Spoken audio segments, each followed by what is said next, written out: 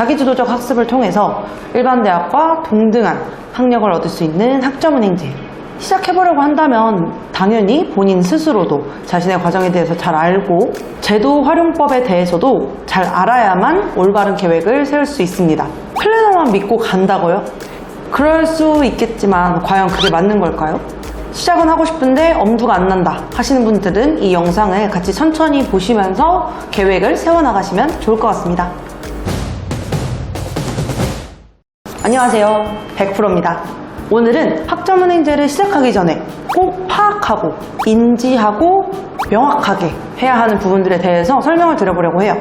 아주 기본적이지만 놓치시는 분들이 많기 때문에 대충이 아니라 정확하게 짚고 넘어가야 됩니다. 아시겠죠?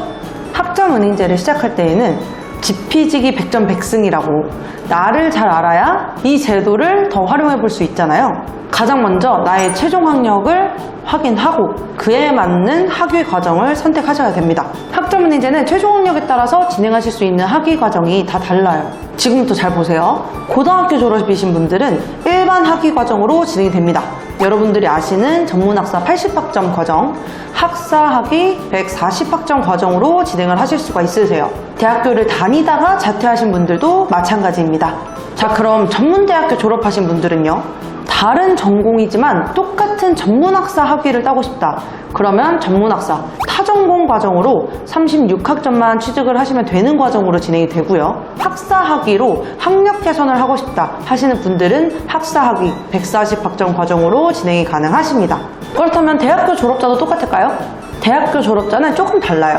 타전공 과정이라고 해서요, 앞서 말씀드린 것처럼 적은 전공학점만 취득을 하면서 학위를 취득하게 되시는데요, 전문학사 타전공 과정은 전공 36학점, 학사 타전공 과정은 48학점으로 진행이 됩니다.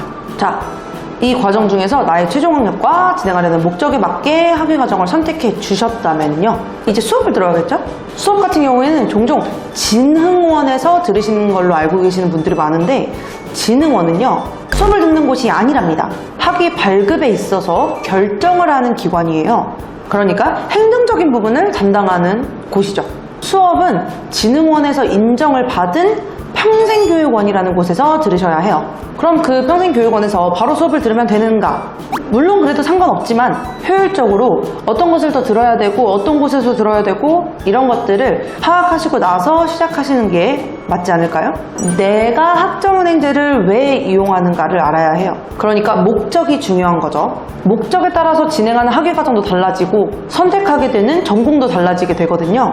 그냥 단순 학위 취득이라면 원하는 전공을 선택하셔서 하실 수가 있겠지만, 편입이라던가 대학원 진학이라던가 교육대학원 진학이라던가 이런 분들은 이제 어떤 전공으로 해야 더 효율적이고 어떤 전공으로 해야만 하는지를, 또 어떤 과목을 들어야 되고 어떤 과목을 필수적으로 포함해야 하는지를 확인하시고 전공을 선택해 주시는 게 좋습니다.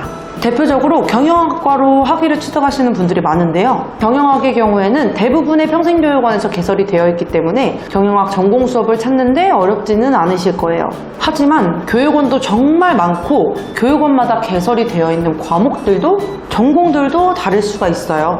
그렇기 때문에 내가 진행하려는 전공의 필수 선택 과목들이 어느 교육원에 개설이 되어 있는지 알아야 하겠죠. 메인 학점은행제 홈페이지에 들어가셔서요, 표준교육과정을 클릭해 보시면 학점은행제에서 진행이 가능한 전공들이 쭉 나와 있습니다.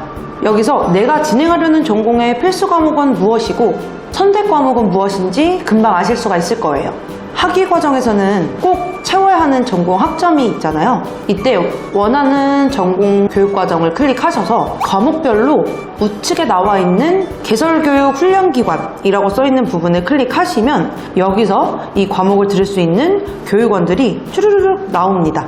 이렇게 해서 내가 들어야 하는 과목들이 어디에 개설이 되어 있고 어떤 과목은 또 개설되어 있지 않은 과목이 있는지 이런 것들을 확인해 보실 수가 있어요. 여기까지 파악을 하셨다면 어느 정도 방향성은 다 잡으셨을 텐데요, 그렇다고 바로 수업 들으면 되냐? 아니요. 내가 이미 가지고 있는 학점이 있을 수가 있어요. 예를 들어 대학을 다니면서 수업을 들은 적이 있다, 가지고 있는 자격증이 있거나 취득 예정인 자격증이 있다, 이러한 것들을 확인해서 보유한 학점을 제외하고 나머지 학점 부분들을 채워주시면 되는 방향으로 계획을 세워주시면 되세요. 천천히 설명을 드려볼게요. 먼저 대학교에서 들은 수업이 있다. 그렇다면 이 수업을 이수하면서 취득한 학점들을 학점문제로 가져와서 인정받으실 수가 있어요. 2년제 대학교 같은 경우는 80학점을 가져오실 수가 있고요. 3년제 대학교 같은 경우는 120학점까지 가져오실 수가 있습니다. 여기서 주의해 주셔야 할 부분은 대학교에서 이 과목을 전공 과목으로 들었다고 해서 꼭 학점문제로 가져와서도 전공으로 인정받는다는 보장이 전혀 없습니다. 과목 구분이 학점문제의 표준교육 과정에 맞게 변경될 수가 있거든요.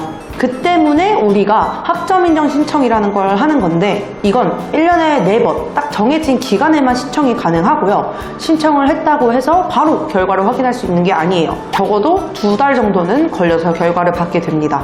그래서 적기를 놓치거나 시작하려는 본인의 여유로운 시기를 놓칠 수가 있기 때문에 만약에 사전 파악을 하고 싶다 하시면은 저한테 과목명이랑 과목 구분 과목당 학점이 적혀있는 성적증명서를 보내주시면 사전 파악을 도와드릴 수가 있습니다. 아무래도 많은 학점을 인정받으실 수 있는 전적대학교 학점이기 때문에 꼭 파악을 하시고 진행을 하셔야 합니다. 아시겠죠? 종종 이건 좀 비슷한데? 전공으로 인정받겠지 했지만 안 되는 과목들이 많기 때문에 꼭 해주셔야 합니다. 그리고 또 다른 학점 인정 방법이에요. 자격증을 학점으로 인정해준다는 것이 정말 생소하실 거예요. 우리네 대학교에서는 그런 게 없었잖아요. 평생교육제도에서의 특징이자 장점이라고 할 수 있죠.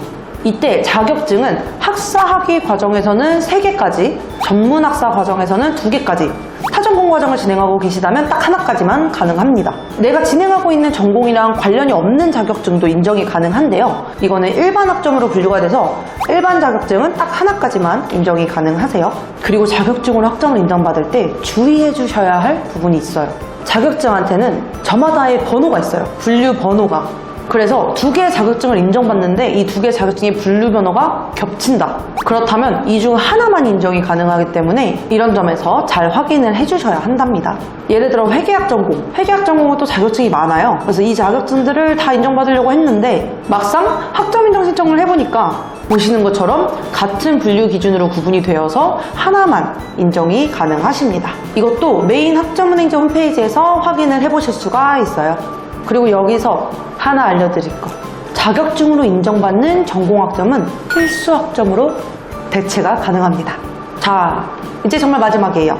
독학 학위제. 이거는 정말 생소하실 수 있을 것 같은데요. 쉽게 이해하고자 하신다면 대학교 학위를 취득하실 수 있는 검정고시와 같은 시험이라고 생각해주면 이해가 좀 더 쉬우실 거예요.